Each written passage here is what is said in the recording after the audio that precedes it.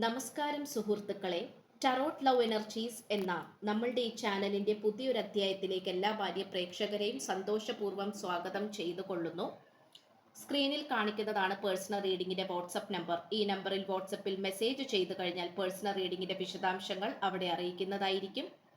Channel ആദ്യമായിട്ടാണ് കാണുന്നതെങ്കിൽ ദയവായി ഒന്ന് സബ്സ്ക്രൈബ് ചെയ്ത് നിങ്ങളുടെ എനർജി ഒന്ന് നല്ല രീതിയിൽ തന്നെ ഇൻവെസ്റ്റ് ചെയ്യാനായിട്ട് ശ്രമിക്കുക.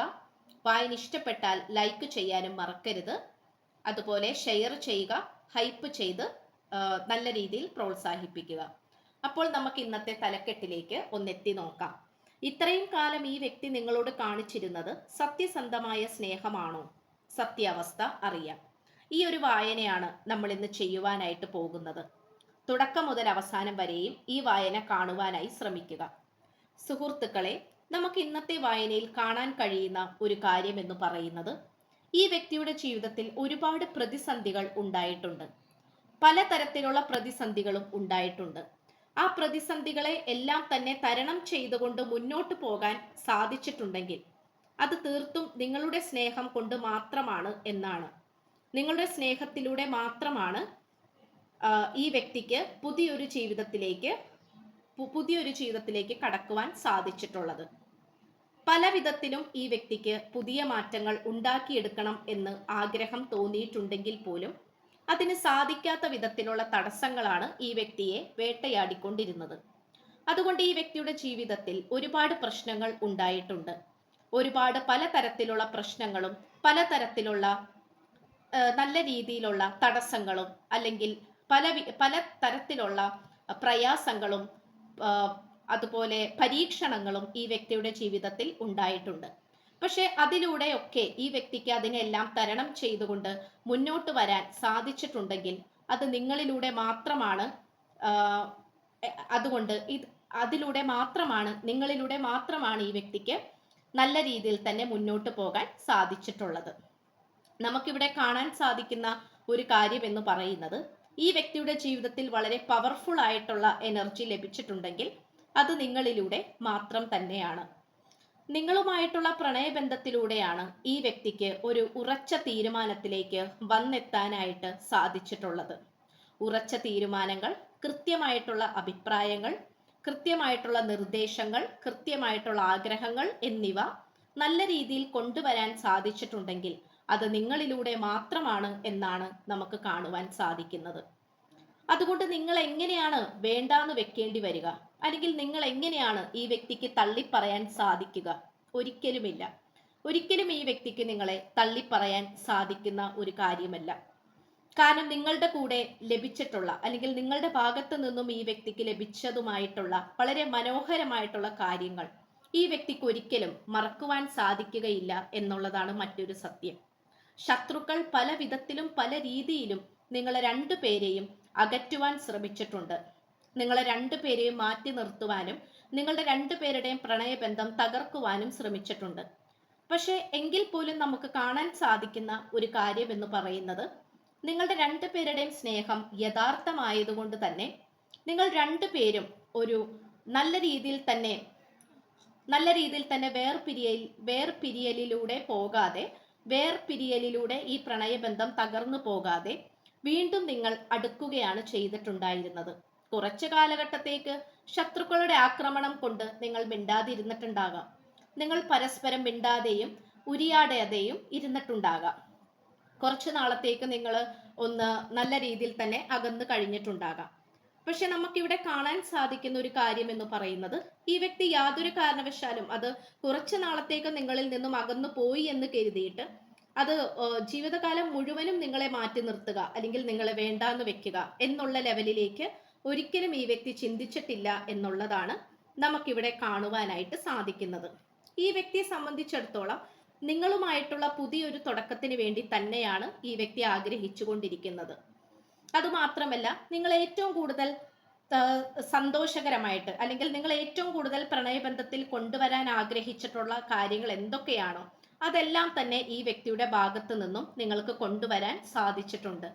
നിങ്ങൾക്ക് എല്ലാ വിധത്തിലുമുള്ള സുഖ സൗകര്യങ്ങളും ഈ വ്യക്തി ചെയ്തു തന്നിട്ടുണ്ട്. എന്നാൽ അതുപോലെ തന്നെ ഈ വ്യക്തി നിങ്ങളെ വേദനിപ്പിച്ചിട്ടുമുണ്ട്. എല്ലാം നമ്മൾ പറയേണ്ടിയിരിക്കുന്നു. പക്ഷെങ്കിൽ പോലും നിങ്ങളുടെ രണ്ടുപേരുടെ മനസ്സിലുള്ള ഈ ഒരു സ്നേഹത്തിന്റെ ഒരു സ്ട്രെങ്ത് എന്ന് പറയുന്നത്, അല്ലെങ്കിൽ ഒരു മനഃശക്തി എന്ന് പറയുന്നത്, അതൊരിക്കലും കളയാൻ പറ്റാത്ത ഒരു കാര്യം തന്നെയാണ്. അതുകൊണ്ട് നമുക്കിവിടെ കാണാൻ കഴിയുന്ന ഒരു കാര്യം എന്ന് പറയുന്നത്, നിങ്ങൾ രണ്ടുപേരും പലതരത്തിലുള്ള നെഗറ്റീവ് സിറ്റുവേഷൻ, ആങ്സൈറ്റി, ഡിപ്രഷൻ, ആശങ്ക, അല്ലെങ്കിൽ മുന്നോട്ട് ഇനി എന്താണ് എന്നുള്ളതിന് ഉത്തരമില്ലാതെ നിൽക്കുന്ന അവസ്ഥ, ഇതെല്ലാം തന്നെ മാറി നിങ്ങൾക്ക് രണ്ടു പേർക്കും നല്ല രീതിയിലുള്ള ആശയങ്ങൾ വരുന്നതായിട്ടും നല്ല രീതിയിലുള്ള ഉയർച്ചകൾ വരുന്നതുമായിട്ടാണ് നമുക്കിവിടെ കാണുവാൻ സാധിക്കുന്നത്. ഇത് നമുക്ക് പറയാതിരിക്കാൻ സാധിക്കില്ല എന്ന് തന്നെയാണ് ഇതിൽ നിന്നും നമുക്ക് കാണാൻ കഴിയുന്നത്. നിങ്ങളുടെ വ്യക്തി ദുഃഖത്തിലോ സന്തോഷത്തിലോ ആയിക്കൊള്ളട്ടെ, നിങ്ങൾ എപ്പോഴും കൂടെ വേണം എന്ന് തന്നെയാണ് ഈ വ്യക്തി താല്പര്യപ്പെടുന്നത്. ഈ വ്യക്തിക്ക് നിങ്ങളില്ലാതെ മുന്നോട്ട് പോകാൻ സാധിക്കുകയില്ല. ഏതൊരു സാഹചര്യത്തിലും നിങ്ങൾ കൂടെ ഉണ്ടാകണമെന്നും നിങ്ങളുടെ പിന്തുണ കൂടിയേ തീരൂ എന്നുള്ള ചിന്താഗതിയിലാണ് ഈ പേഴ്സൺ നിൽക്കുന്നത്. ബന്ധനങ്ങളിൽ നിന്നും എത്ര ബന്ധനങ്ങളിലേക്ക് ഈ വ്യക്തി പോയാലും ആ ബന്ധനങ്ങളിലും തടസ്സങ്ങളിൽ നിന്നും ഉയർത്തെഴുന്നേറ്റുകൊണ്ട് ഈ വ്യക്തി നിങ്ങളുടെ അടുത്തേക്ക് വരിക തന്നെ ചെയ്യും.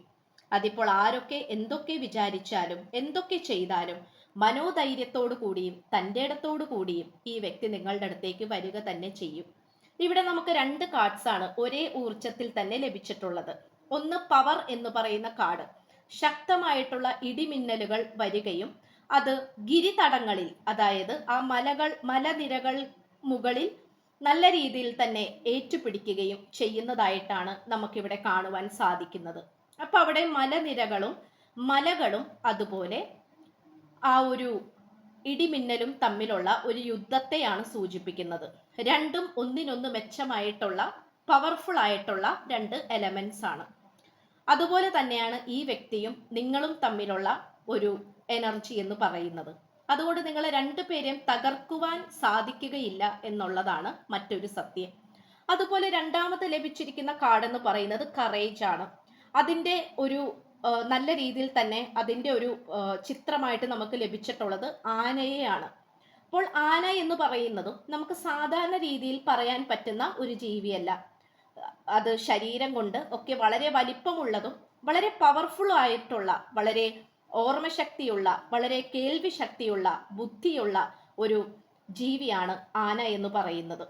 അതുകൊണ്ട് അതും ധൈര്യത്തെയും ഐശ്വര്യത്തെയും സമ്പൽ സമൃദ്ധിയെയും സന്തോഷത്തെയും ഒക്കെ സൂചിപ്പിക്കുന്ന ഒരു എനർജി തന്നെയാണ്.